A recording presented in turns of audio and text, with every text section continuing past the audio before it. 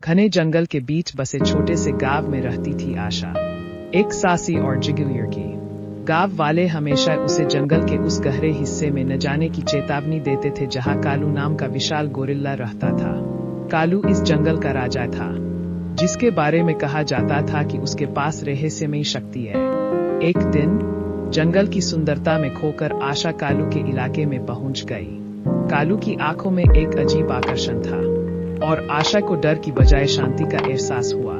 धीरे धीरे आशा रोज कालू से मिलने लगी, उसे फल खिलाती और दोनों में एक अनोखा रिश्ता बन गया, प्रेम से परे। एक चांदनी रात आशा कालू की गुफा में रुकी और कुछ ऐसा हुआ जो अविश्वसनीय था।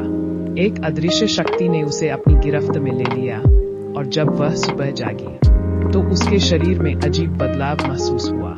उसे कुछ याद नहीं था, पर एक एहसास था कि वह बदल गई है। कुछ हफ्तों बाद आशा को पता चला कि वह गर्भवती है। यह खबर सुनकर वह स्तब्ध रह गई, क्योंकि उसने कभी किसी इंसान से संबंध नहीं बनाया था। गांव वालों ने उसे ताने मारे, पर आशा को कालू से एक अदृश्य बंधन का एहसास था।